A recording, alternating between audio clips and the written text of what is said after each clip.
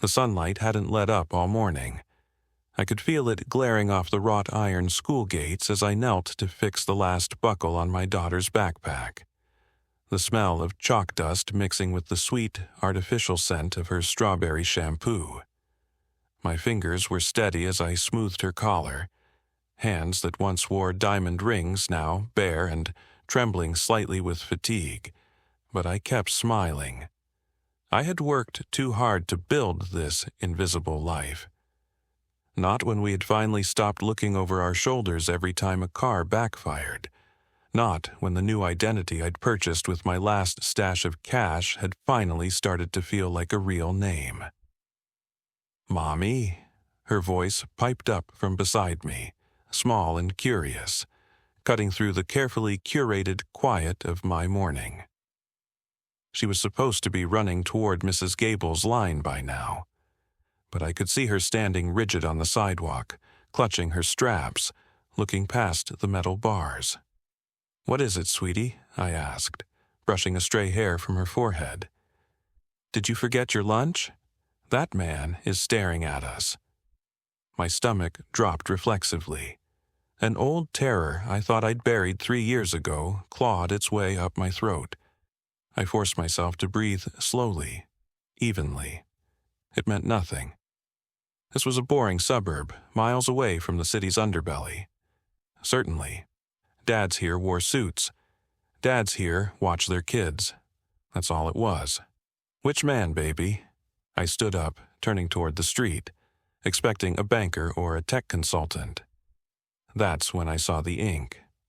Dark, intricate roses climbing up a tanned neck, disappearing beneath the collar of a bespoke black suit that cost more than my car. He wasn't moving. He wasn't chatting with the other parents. He was a statue of violence in a playground of innocence. And he wasn't looking at the school. Kobe Patterson was looking directly at me. Before we dive into what happens next, drop a comment and let me know where you're watching from. And if you're already hooked by Vivienne and Kobe's story, hit that subscribe button so you don't miss a single chapter. Trust me, things are about to get even more intense.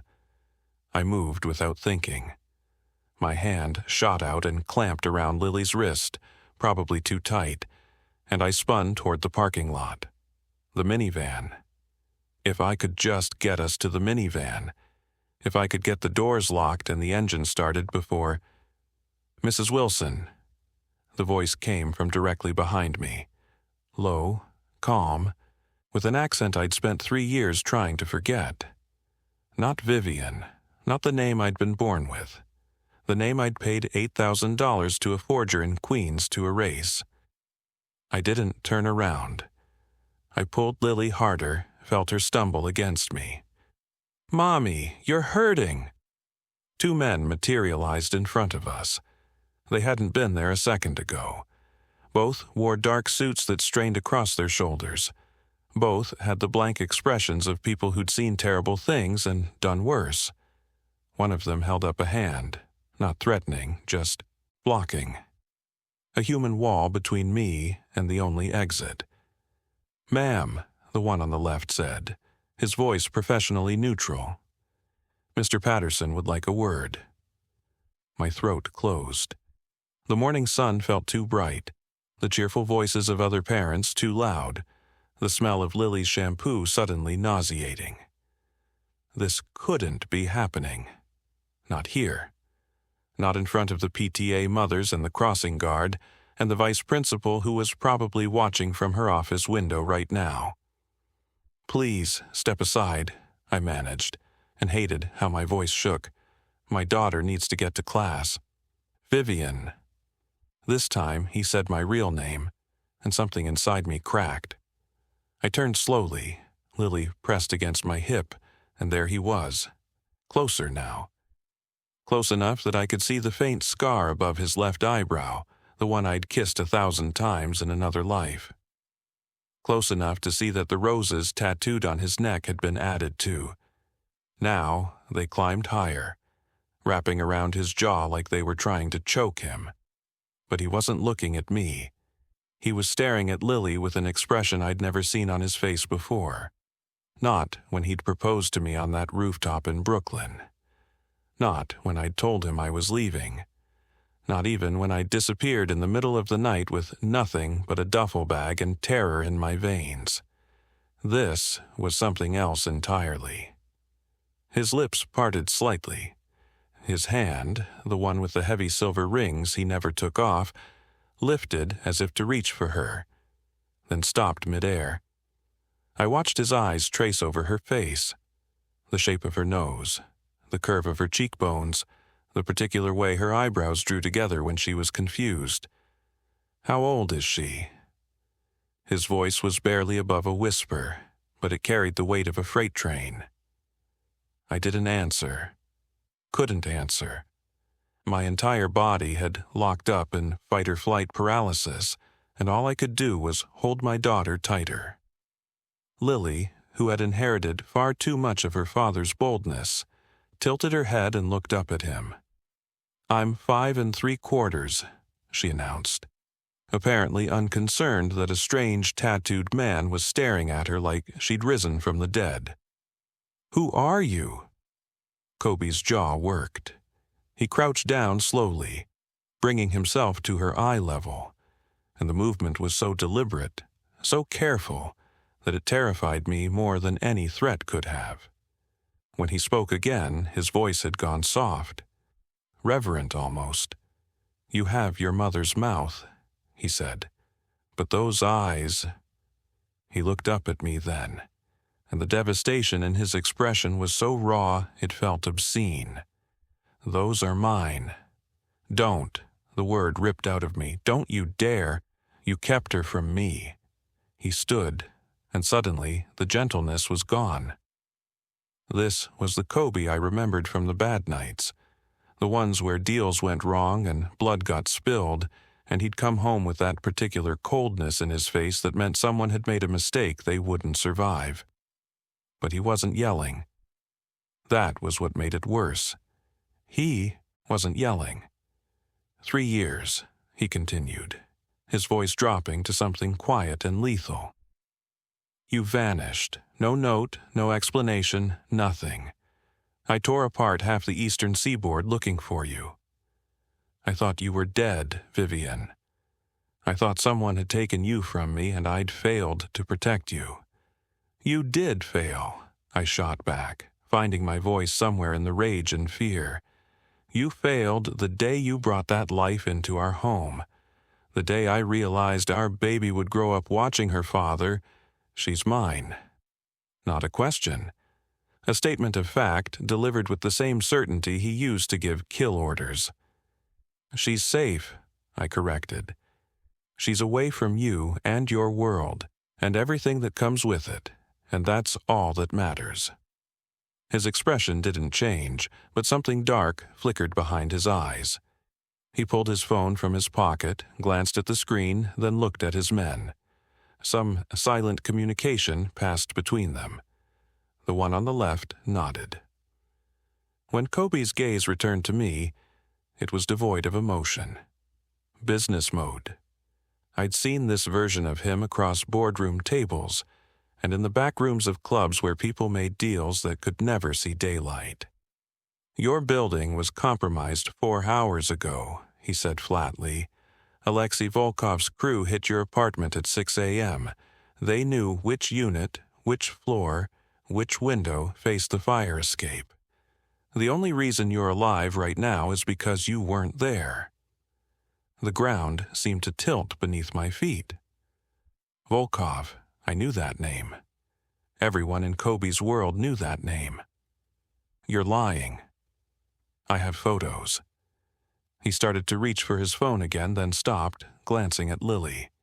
You don't want to see them in front of her, trust me. I don't trust you. I will never trust you again. Then, trust this. He stepped closer, close enough that I could smell his cologne. Cedar and smoke, achingly familiar. His voice dropped to a whisper meant only for me. They know about her now, Vivienne. The moment they couldn't find you, they started looking for leverage, and they found it. My blood turned to ice. How? Does it matter? His eyes bored into mine. You have 10 minutes to decide. You can come with me right now to a place where I can protect you both, or you can run and pray they don't find you before I do. But understand this. His gaze flicked to Lily again, and something in his expression softened despite the steel in his voice. I just found out I have a daughter. I am not losing either of you today. The crossing guard's whistle blew. First bell. Around us, the normal world continued, children laughing, parents hugging goodbye, someone's phone ringing with a cheerful pop song, and Kobe Patterson stood there, neck tattoos visible above his $1,000 suit, offering his hand like he was asking me to dance instead of disappear into the same nightmare I'd spent 3 years escaping. 10 minutes, he repeated. Choose. The SUV was idling at the curb, black and gleaming, like a hearse. I'd seen cars like this before, back when I was stupid enough to think Kobe's world was glamorous instead of deadly. Bulletproof glass, reinforced doors, tinted windows so dark you couldn't see who was inside until it was too late. One of the security men, the one with the scar bisecting his eyebrow, opened the rear door. The interior was all black leather and the faint smell of gun oil. I can't, I whispered, even as my feet moved toward it, even as Lily's hand stayed locked in mine. I can't do this. You don't have a choice. Kobe's voice came from directly behind me, close enough that I felt his breath on my neck. Not a threat, a fact. I looked back at the school one last time. Mrs. Chen was ushering the last stragglers through the front doors. A few parents still lingered by the gate, chatting about bake sales and soccer practice. Normal people living normal lives, completely unaware that 3 feet away, a woman was being erased. "Mommy?" Lily tugged at my hand, her voice small and uncertain. "Why are we getting in the car? What about school?" "You're going to have an adventure today instead," Kobe said before I could formulate a lie. His tone was gentle, the same one he'd used when he crouched to her level. "Would you like that?" She looked up at him, then at me, her face scrunched in confusion.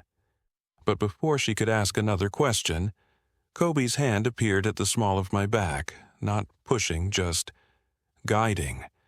And suddenly, I was climbing into the SUV because the alternative was making a scene. And making a scene meant questions, and questions meant police. And police meant Lily's face on the news by tonight. The door shut behind us with a heavy, final thunk.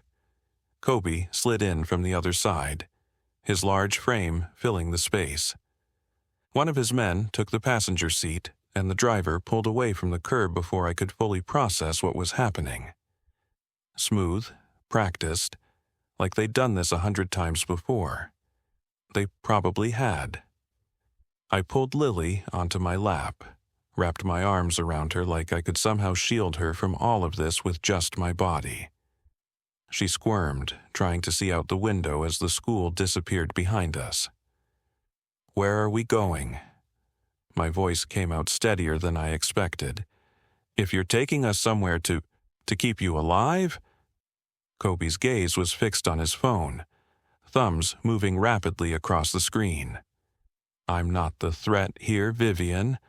I never was. You're the reason there's a threat at all." His jaw tightened, but he didn't look up. Fair enough. The silence stretched, broken only by the hum of the engine and Lily's quiet humming, some song from a cartoon I'd let her watch too many times. She was playing with the button that controlled the window, pressing it up and down in tiny increments. Normal kid behavior, like we were on our way to the grocery store instead of fleeing for our lives. I stared at the back of the driver's head, at the thick neck and the military straight posture, and felt the last threads of my carefully constructed life unraveling. No more apartment with the leaky faucet I'd been meaning to fix. No more shifts at the diner where the owner paid me under the table and didn't ask questions. No more library story time on Thursdays or bargain cereal from the discount mart. Gone. All of it, gone.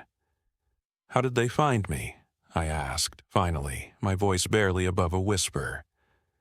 Kobe's thumbs stopped moving. He looked up, and for the first time since the school gate, his expression cracked. Just for a second, but I saw it. Exhaustion.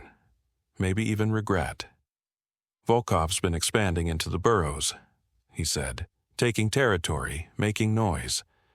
3 weeks ago, one of his lieutenants got picked up on a weapons charge. He made a deal with the feds. Names, addresses, everything. Your name came up. My name? I shook my head. I don't exist anymore. I made sure of it. Vivienne Laurent doesn't exist, he agreed. But Vivienne Wilson does. And apparently, someone who knew you before kept talking after you left. Someone who thought the information was worthless until Volkov started asking questions about my vulnerabilities. The word hit me like a slap. Vulnerabilities. I was never your vulnerability, I said. I was your escape plan. The normal life you pretended you could have while you were out there. You were everything. The words came out harsh, almost angry. And when you left, I had nothing to protect. No weak points, no leverage. I became more dangerous because I had nothing left to lose. He glanced at Lily, and his voice dropped. Until now. Lily had gone still in my lap, her finger frozen on the window button. I could feel her heartbeat against my chest, quick like a rabbit's. "Mommy," she said quietly, "is the man with the pictures on his neck a bad guy?" The question hung in the air. I opened my mouth, closed it. What was I supposed to say? Yes, sweetheart, he's a very bad guy who does very bad things, but right now he's the only thing standing between us and people who are worse. No, Kobe said, before I could formulate an answer. His voice was surprisingly soft. I'm not a bad guy, I'm just different. Different how? She twisted in my arms to look at him directly, her fear apparently evaporating in the face of curiosity, the fearlessness of children, or maybe just his child. Kobe studied her for a long moment, and I saw him calculating, saw him weighing truths against lies, trying to figure out what a 5-year-old could handle. I protect people, he said finally.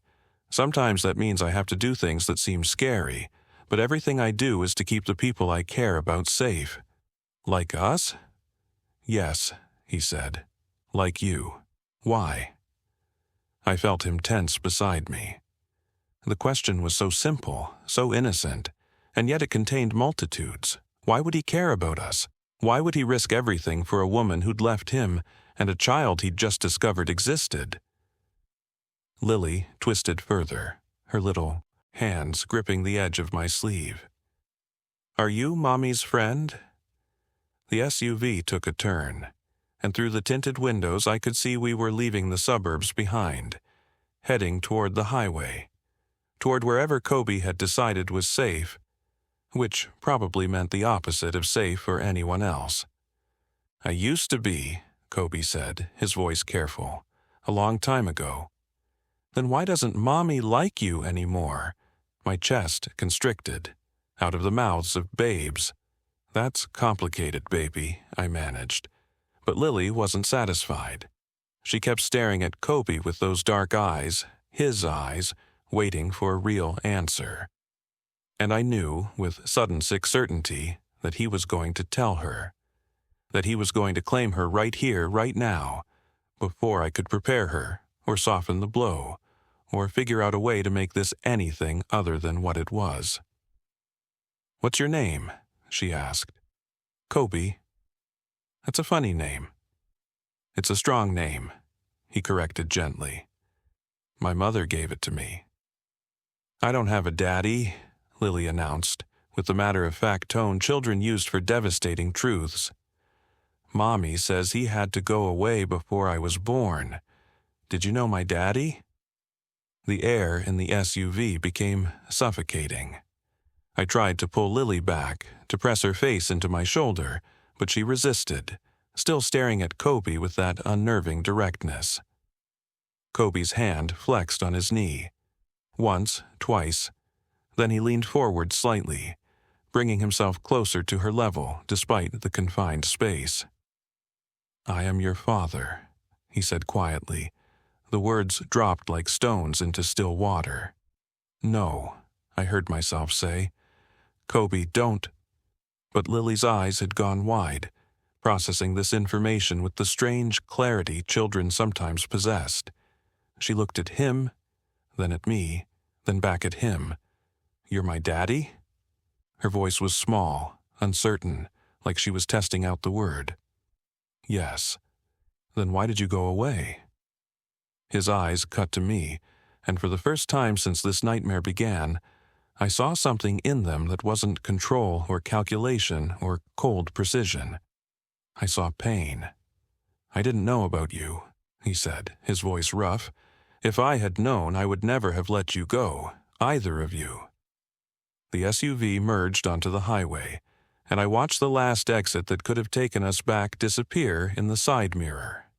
Ahead, the road stretched endless and gray, leading us toward a future I couldn't predict and couldn't escape. Lily settled back against my chest, her small hand finding mine and squeezing.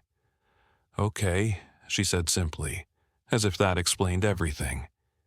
As if learning your father was alive and sitting 2 feet away was just another fact to file away, like the sky being blue or water being wet. Children adapted. They had to. I just wished I could do the same. The gates were 12 feet tall, wrought iron twisted into patterns that looked decorative, until you noticed the spikes at the top. They opened silently as the SUV approached, and I caught a glimpse of the security booth tucked behind manicured hedges, bulletproof glass, a man in black watching monitors, his hand resting casually near something I couldn't see but could guess at. We drove through, and the gates closed behind us with a finality that made my stomach clench.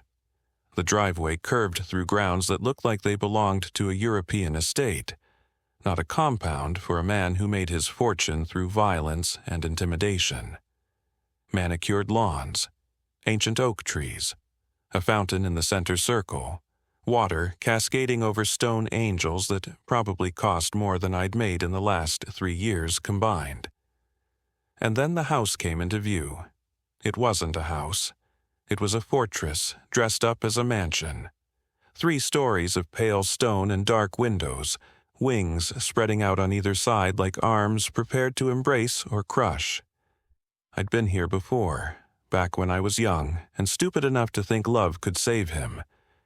Back when I'd walk through those doors wearing his ring and believing that this place could be a home instead of a prison. The SUV pulled up to the front entrance, where 2 more men in suits stood flanking the massive double doors. Not because Kobe needed a formal welcome, because he needed to know every entry point was covered. "Out," Kobe said, though his tone was gentle. He'd been watching Lily sleep for the last 20 minutes of the drive, her head against my shoulder, her breathing soft and even. She'd crashed hard after the adrenaline wore off, the way children did. 1 minute asking impossible questions, the next minute gone. I shifted, carefully, trying not to wake her, but her eyes fluttered open anyway. She looked around, groggy and confused, taking in the mansion with the wide-eyed wonder that only children could manage in the face of something terrifying. "Is this a castle?" she asked, her voice thick with sleep. "Close enough," Kobe said, and something in his expression softened. "Come on, let's get you inside." He climbed out first, then held out a hand to help us. I ignored it, clutching Lily tighter as I maneuvered out of the SUV on my own. My legs felt shaky, like I'd been running for miles instead of sitting still. The front doors opened before we reached them. A woman in her 60s appeared, dressed in what could only be described as business casual but with an edge of efficiency that screamed staff. Her gray hair was pulled back in a severe bun, and her eyes swept over us with the practiced assessment of someone who'd seen a lot and judged little. "Mr. Patterson," she said, her voice crisp. "Your rooms are prepared. Thank you, Rosa." Kobe's hand found the small of my back again, that possessive gesture I remembered too well. "This is Vivienne and Lily. They'll be staying indefinitely. Make sure they have everything they need." Rosa's gaze lingered on me for a moment. Recognition, maybe, or just curiosity about the woman who'd vanished 3 years ago and was now back like a ghost made flesh. But she nodded without comment. "Of course. Will they be taking the East Wing?" "The main residence," Kobe corrected. "3rd floor, the suite next to mine." My spine stiffened. "We don't need to be that close." "Yes," he said quietly, meeting my eyes. "You do." The entry hall was exactly as I remembered. Marble floors that echoed with every step. A chandelier that probably cost 6 figures. Art on the walls that belonged in museums. But there were new additions, too. Security panels by every door. Cameras in the corners. Small and discreet, but impossible to miss once you knew what to look for. This wasn't just a home. It was a bunker. Lily had gone quiet in my arms, her head swiveling to take everything in. I felt her tense when she spotted one of the guards, a man with a gun visible beneath his jacket. "Mommy?" she whispered. "Why does that man have a—" "Let's go upstairs," I cut in quickly, hiking her higher on my hip. "You must be tired." "Actually," Kobe said, "there's something I want to show you first." He started down a hallway to the left, and after a moment's hesitation I followed. What choice did I have? Rosa had already disappeared.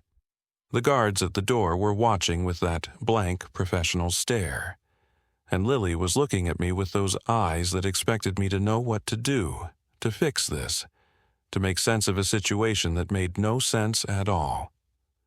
The hallway was lined with closed doors. Kobe passed the first 3 without pausing, but at the 4th, he stopped.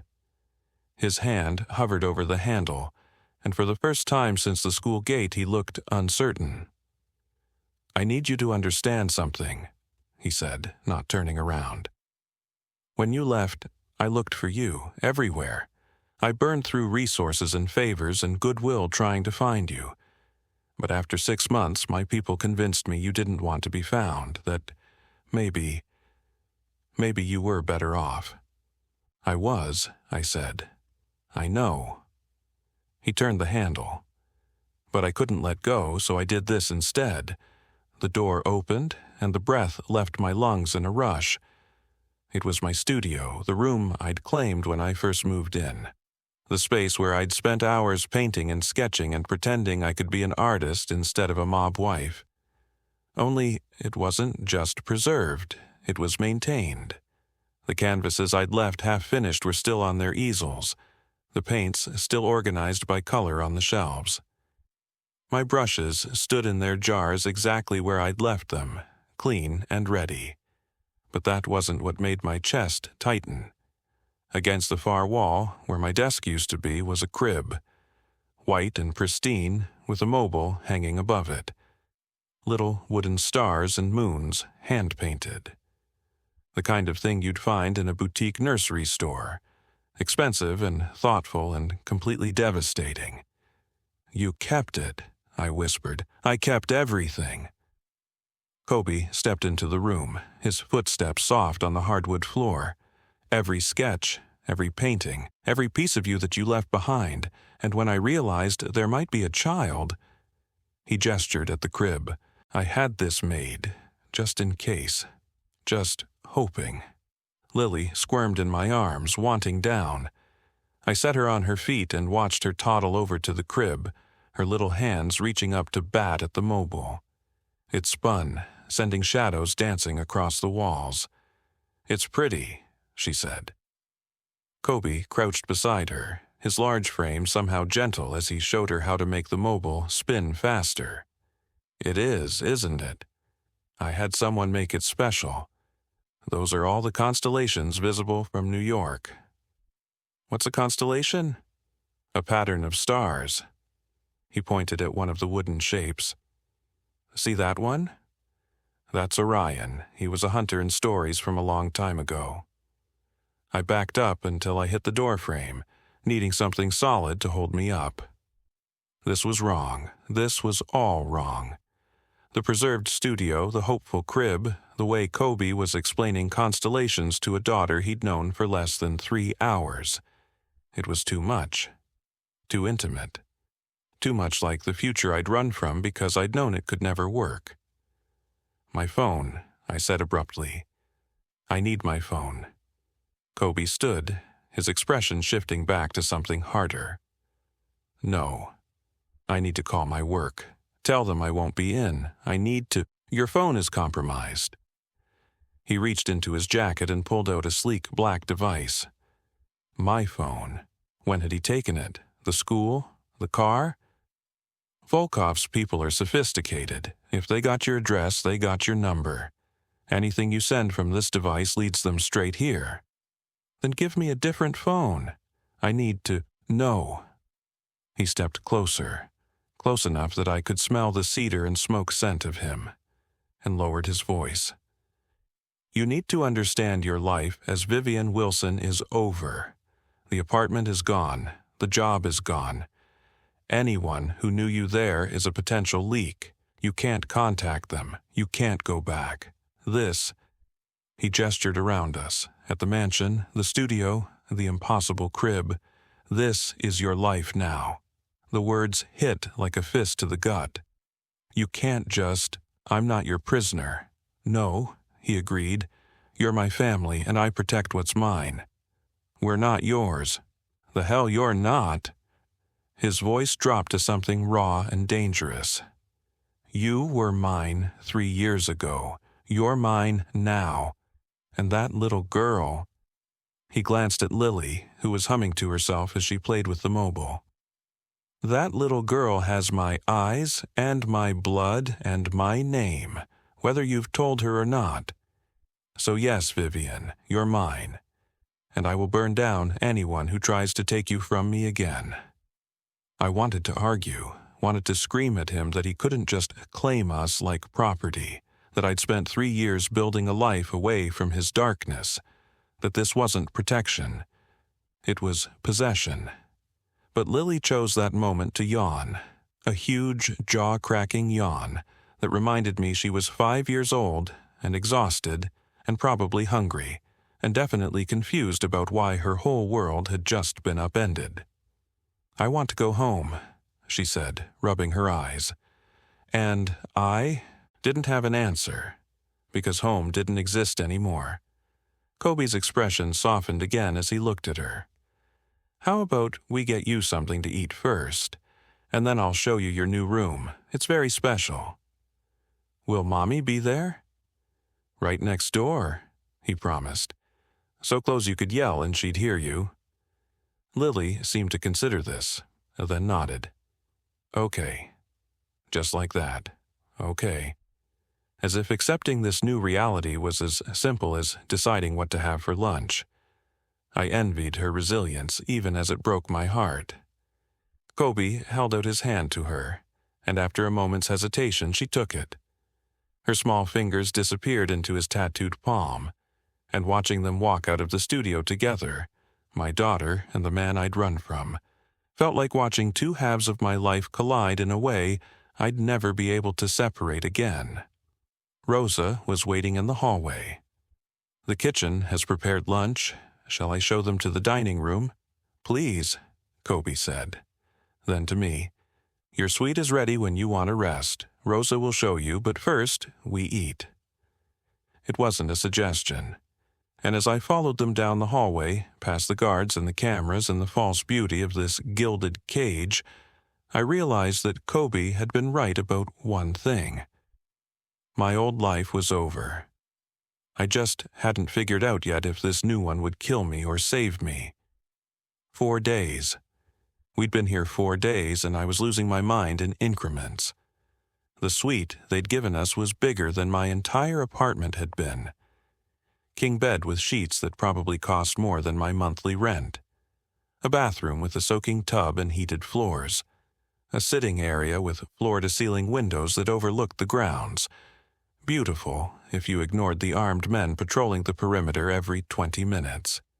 Lily had adapted with the terrifying ease of children. She liked her room, loved the meals Rosa prepared, and had stopped asking when we were going home. Instead, she'd started asking when she could see Kobe again, always with that uncertain edge in her voice, like she was testing out what it meant to have a father. I'd been keeping her away from him. Not obviously, I couldn't afford to make him angry, but strategically, taking meals in our room, timing our trips to the kitchen when I knew he'd be in meetings, inventing quiet activities that kept us sequestered on the 3rd floor. It was exhausting, and clearly it wasn't working. I'd left Lily coloring in the sitting room for exactly 7 minutes while I took a shower. 7 minutes. When I came out, toweling my hair, she was gone. Panic hit immediately. I checked her bedroom, empty, the hallway outside our suite, empty. My heart started hammering against my ribs as I moved faster, bare feet silent on the marble floors. He wouldn't take her. He wouldn't. We'd made a deal, sort of, an unspoken agreement that I'd stay if he'd give us space. But Kobe Patterson didn't honor agreements. He honored power. I found them in the library. I'd forgotten about this room, tucked away on the 2nd floor at the far end of the south wing. It was the kind of space that belonged in old movies. Floor-to-ceiling shelves, a ladder on rails, leather chairs positioned near a fireplace that probably worked. Afternoon sunlight streamed through tall windows, making the dust motes dance in the air. Kobe sat in one of the chairs, his jacket discarded, sleeves rolled up to his elbows. And Lily stood beside him, so small next to his frame, her finger tracing the lines of ink that wound up his forearm. I froze in the doorway. "They're like a garden," she was saying, her voice filled with wonder. "Look, this one's opening up, and this one's still closed. Good eye." Kobe's voice was soft, softer than I'd heard it since we arrived. "This one here." He pointed to a rose near his wrist, fully bloomed with intricate shading, was the first one I got. I was 19. Did it hurt? Yes. Then why did you do it? He was quiet for a moment, considering his answer with the same care I'd seen him use when negotiating deals that could end lives. Because I wanted to remember that beauty can come from pain, that something permanent could be chosen, not forced on you. Lily tilted her head, processing this with the serious expression she wore when trying to understand adult concepts. "Mommy says tattoos are forever." She's right. Is that why you have so many? So you don't forget? Something like that. He turned his hand over, showing her his palm where a single small rose was inked into the flesh just below his thumb. This one's different from the others. See how it's smaller, more delicate? It's pretty. It is. His thumb rubbed over it absently. "I got this one the day your mother agreed to marry me. It's called a Juliet rose, the most expensive rose in the world. Took 15 years to breed and only blooms for a short time. Rare, impossible to replicate." Something in my chest cracked. I'd never known about that tattoo. He'd always worn rings on that hand, heavy silver, that covered it. But now, watching him show it to our daughter, I could see it clearly. The soft petals, the thorns curving around his thumb, the way it looked both beautiful and dangerous. "Why is it on your hand?" Lily asked. "Because it's the hand I use to protect what matters, the hand I used to put her ring on." He paused, then added quietly, "The hand I'd use to keep you safe." From the bad people? His jaw tightened almost imperceptibly. Yes, from the bad people. Are there bad people here? No, sweetheart. This is the safest place in the world for you.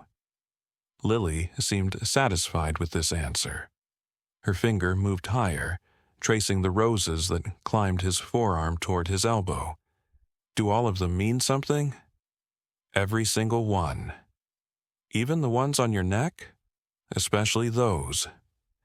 He tilted his head, showing her the ink that disappeared beneath his collar. These are my armor. The things I wear so people know not to mess with. Me. They're scary, she said matter-of-factly. They're supposed to be. But you're not scary. She looked up at him with those dark eyes, his eyes completely guileless. You're nice to me. I watched Kobe's expression shift, something raw and unguarded flickering across his face before he could lock it down.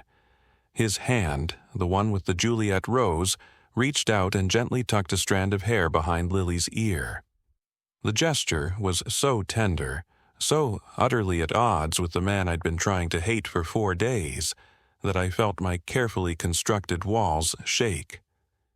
I'm nice to people I love, he said simply. Do you love me? The question hung in the air, direct, innocent, impossible to deflect. Yes, Kobe said, his voice rough. From the moment I knew you existed. That was only 4 days ago. Doesn't matter, some things you just know.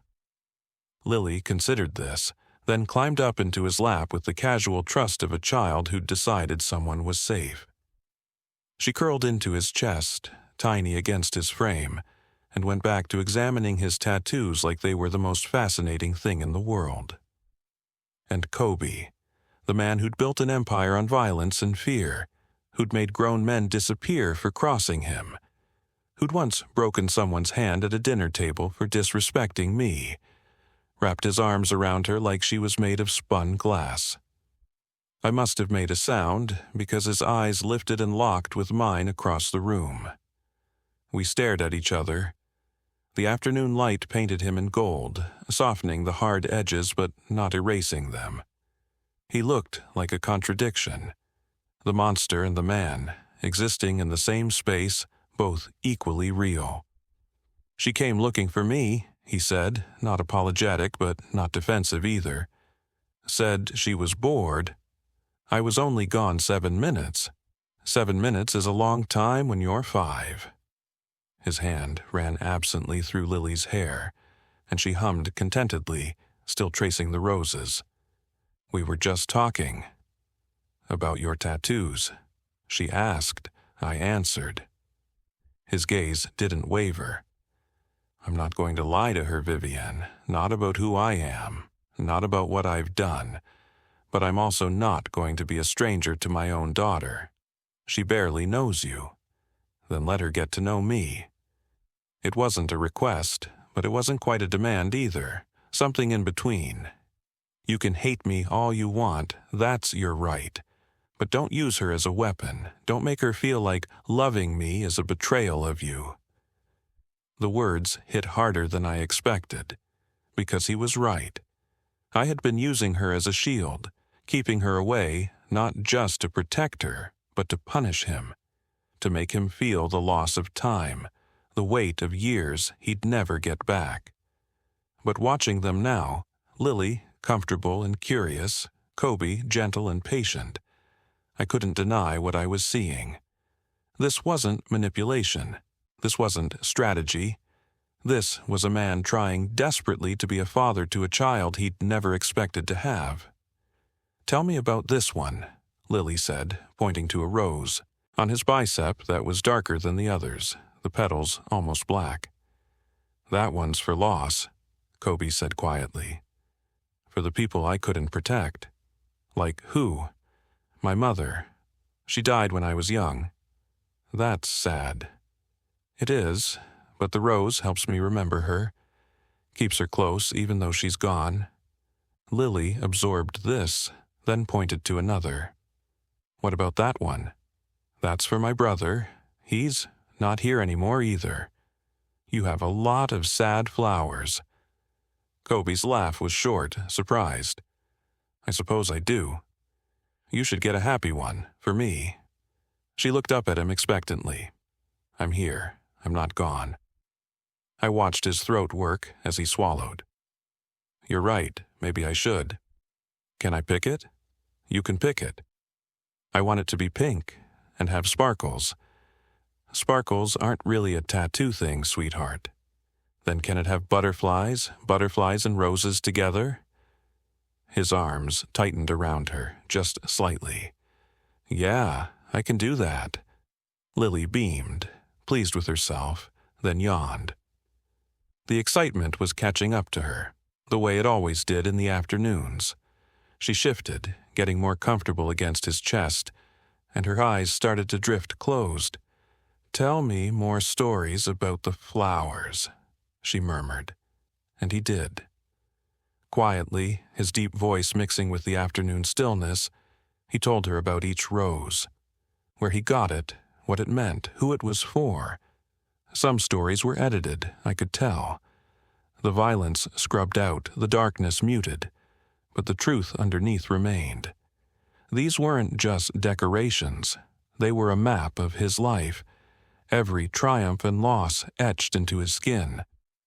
I stood in the doorway, unable to move, unable to look away. This was the man I'd run from, the man whose world I'd sworn would never touch our daughter, and here she was, falling asleep in his arms while he explained his tattoos like they were bedtime stories. And the worst part? She looked safe. She looked loved. She looked like she belonged there. My resolve to hate him, the anger I'd been nursing for 4 days, for 3 years, for every moment since I'd walked away, began to crack, not break, not shatter, but crack, letting in tiny slivers of doubt. Maybe he wasn't just the monster I remembered. Maybe he was also the man who'd gotten a Juliet rose tattooed on his palm because I'd said yes, the man who'd kept my studio exactly as I'd left it, the man who was currently humming something soft and off-key while our daughter slept against his chest. Maybe people weren't one thing or another. Maybe they were both. Always both. Kobe looked up at me again, and this time I didn't look away. "She's asleep," he said quietly. "I can see that. I can carry her upstairs, put her in her bed." I should have said no, should have taken her myself, maintained that boundary, kept him at arm's length. But I was tired. Tired of fighting, tired of pretending this was sustainable. "Okay," I heard myself say. His eyebrows lifted slightly, surprised maybe, but he didn't comment, just stood carefully, cradling Lily against his chest, and walked past me into the hallway. And I followed him, watching the roses on his neck shift with each step, wondering when exactly I'd started to see the garden instead of the thorns. The alarm started at 2 a.m, a low, pulsing wail that jerked me from sleep with my heart already racing. For a disoriented second, I thought it was a fire alarm. Then I heard the gunfire, pop, pop, pop, pop. Distant, muffled by walls and distance, but unmistakable. The door to my suite slammed open. Kobe filled the frame, backlit by the hallway lights, already dressed, already armed. I could see the gun in his hand, matte, black, and deadly. "Get Lily, now!" His voice was pure command. No room for argument. I was already moving, stumbling out of bed, running to her room. She was sitting up, rubbing her eyes, confused by the noise. "Mommy, it's okay, baby." I scooped her up, blankets and all. "We're going somewhere safe." "What's that sound?" "Just an alarm, don't worry." Kobe was waiting by the door, one hand on his phone, the other still holding the gun. He didn't look scared. He looked focused. Predatory. This was his element. Violence and chaos, and the split-second decisions that meant life or death. "How many?" I asked as we moved into the hallway. 4 confirmed at the south perimeter. Maybe more. He was typing as he walked, sending rapid-fire messages. Volkov's crew, they breached the outer fence. My stomach dropped. How did they? Later. We were at the stairs now, going down instead of up. Right now, we move. The gunfire was louder on the second floor, closer. I could hear shouting, the sharp crack of rounds being exchanged, and underneath it all, the wail of the alarm drilling into my skull. Lily buried her face in my neck, her small body trembling. We reached the main floor and Kobe led us past the library, past the dining room, to a door I'd never noticed before, painted the same color as the walls, invisible unless you knew it was there. He pressed his thumb to a panel beside it, and something clicked. The door opened onto a narrow staircase leading down. "The panic room is at the bottom," he said, already pushing me forward. "Steel, reinforced, separate ventilation, communication system. You'll be safe there." "What about you?" "I'll be fine." His hand found the small of my back, urging me down the stairs. "Go. Now." The panic room was everything he'd promised. A windowless box with thick walls and a door that looked like it belonged in a bank vault. Monitors lined one wall, showing different angles of the estate grounds. I could see muzzle flashes in the darkness, figures moving between trees, the chaos unfolding in grainy night vision green. Kobe set me inside, then crouched to Lily's level. "You're going to stay here with your mom, okay? No matter what you hear, you don't open this door until I come get you." "Where are you going?" Her voice was small, frightened. "To make sure the bad people can't get to you." He touched her cheek, gentle, despite the urgency. "I promise I'll come back." "You promise?" "I promise." Then he was looking at me, and something passed between us, an understanding, maybe, or just acceptance of what was about to happen.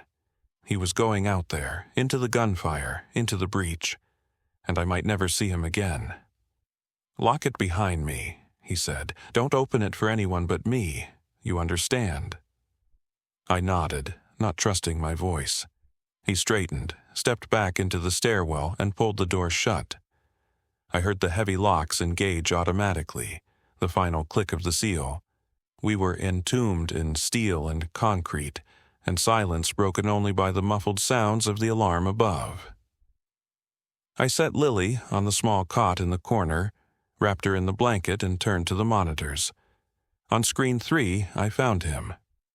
Kobe moved through the south corridor with 3 of his men, all armed, all synchronized in a way that spoke of training and trust. They reached the rear entrance and one of them kicked it open. Then they were outside, swallowed by darkness and chaos.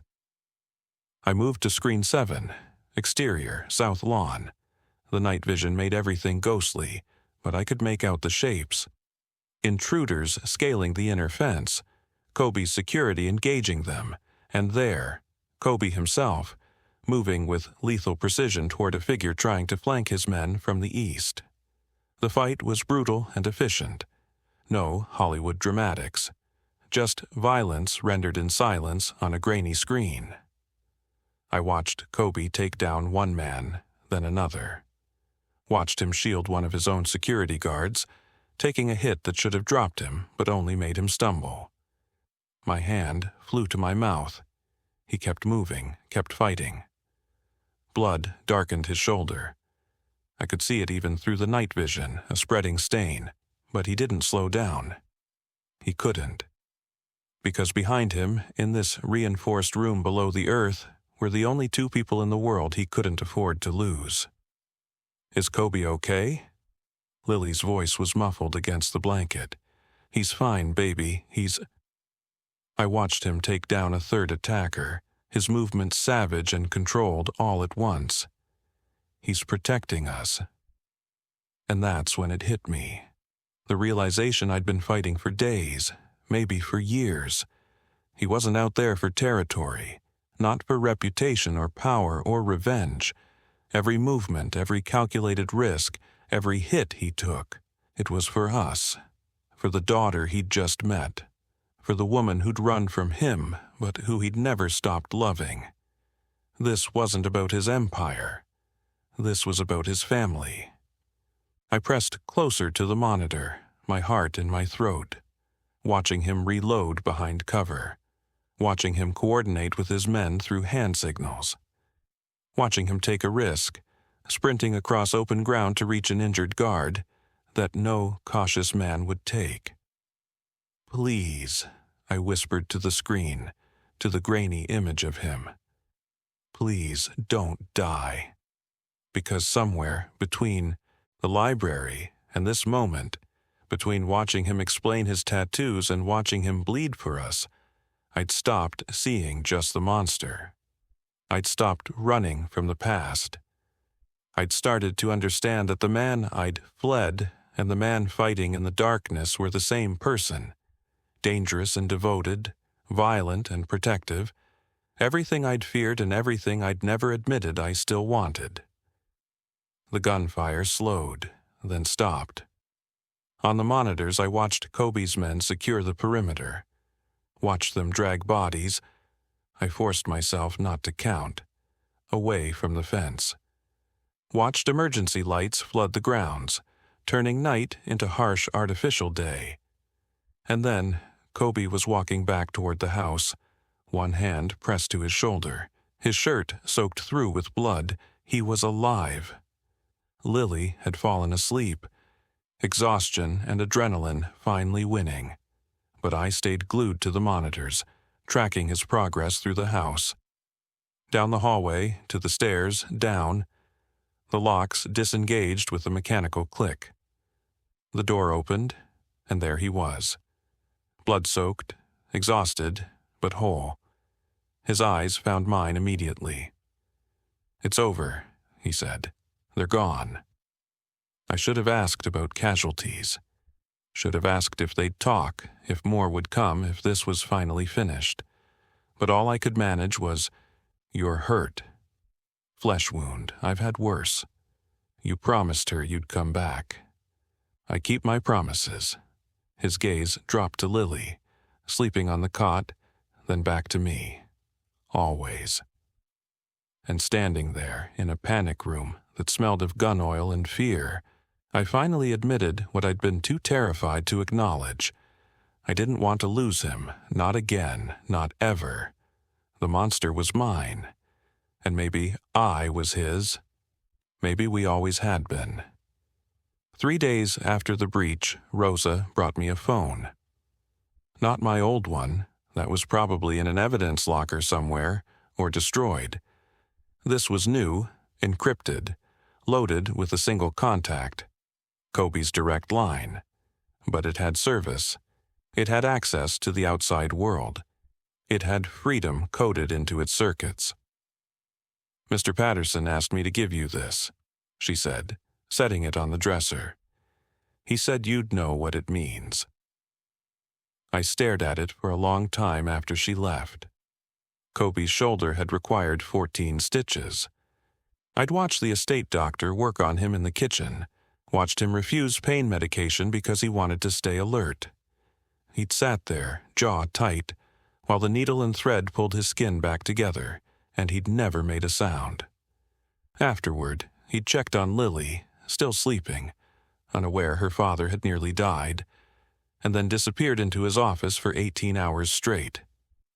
Coordinating, cleaning up, making sure Volkov's people knew exactly what happened to anyone who came for his family. I hadn't seen him since. Now it was late afternoon, and I stood in the suite they'd given us, the suite I'd stopped calling a cage sometime around day 6, staring at a phone that represented everything I thought I wanted. The door opened without knocking. Kobe's privilege, apparently, though he'd been careful not to abuse it. He looked tired, the kind of exhaustion that came from carrying too much for too long. The bandage on his shoulder was visible beneath his t-shirt. "The phone works?" he said, not a question. Rosa told me. "Volkov's operation is dismantled. His lieutenants are either dead or in custody. The ones who breached the estate..." He paused. They won't be a problem anymore. I knew what that meant. Knew better than to ask for details. So it's over, I said. It's over. He moved to the window, looking out at the grounds where his men had fought and bled. Which means you can leave if you want. I'll arrange protection. Discreet, professional. You can go back to being Vivienne Wilson or pick a new name.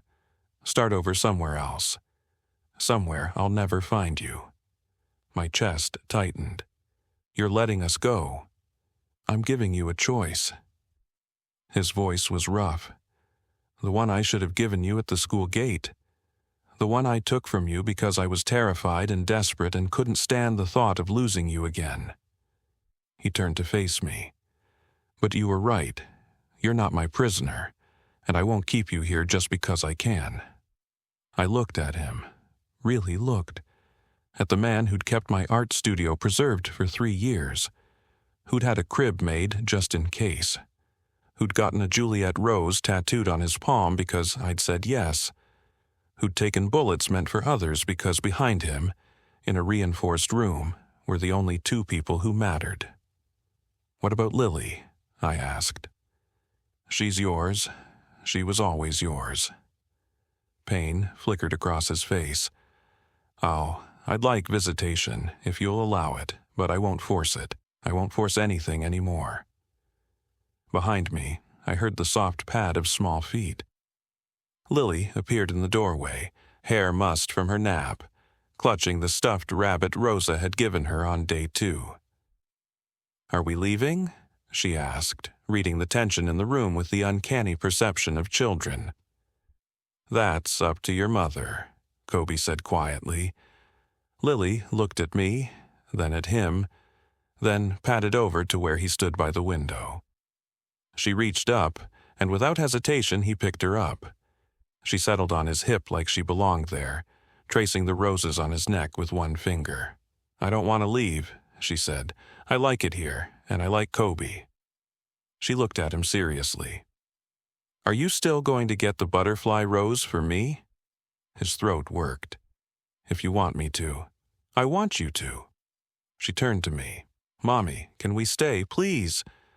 And there it was. The choice. The freedom I'd fought for, bled for, run for. Everything I'd wanted 3 years ago, handed to me on a silver platter with no strings attached. I could leave. Take Lily, disappear again, build another invisible life. Kobe would let us go. I believed that now. But watching them together, my daughter and the man I'd spent 3 years trying to hate, I realized something fundamental had shifted. Running hadn't kept us safe. It had only delayed the inevitable. Because Kobe's world would always find me. His enemies would always look for vulnerabilities. His past would always be my present. The only way to be truly safe was to stop running. To stand beside the monster instead of fleeing from him. To accept that the man who could destroy empires was also the man who'd held my daughter while she slept. Who'd explained his tattoos like bedtime stories. Who'd bled to keep us alive. I walked to the closet and pulled out the duffel bag I'd kept packed. Just in case. Always just in case. Even after day 6, even after the library, even after watching him fight. Kobe's expression went carefully blank. Lily's face fell. I unzipped the bag and started pulling things out. Clothes, toiletries, the few belongings I'd convinced myself were essential for our inevitable escape. What are you doing? Kobe's voice was strained. I met his eyes. Unpacking. His breath caught. Vivienne, I'm tired of running. I tossed a shirt onto the bed, then another. I'm tired of hiding. I'm tired of pretending we don't belong here. I crossed to where he stood, Lily still on his hip, watching me with wide eyes. I'm tired of pretending I don't. The words stuck in my throat. Don't what? His free hand reached for me, hovering just shy of touching, like he was afraid I'd shatter. Don't still love you, I finished, monster and all. His hand cupped my face, thumb tracing my cheekbone. I'm trying to be better. For her, for you. I know. I leaned into his touch, feeling the warmth of his palm, the slight tremor in his fingers. And I'm trying to stop running. Lily squirmed between us, impatient with the adult conversation. So, we're staying? I looked at her, then at Kobe, then at the suite that had transformed from cage to sanctuary somewhere between Chapter 1 and Chapter 6.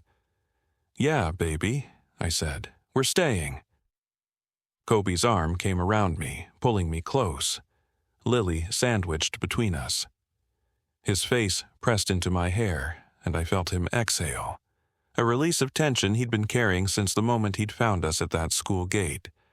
We're home, I whispered against his chest. And for the first time in 3 years, I meant it.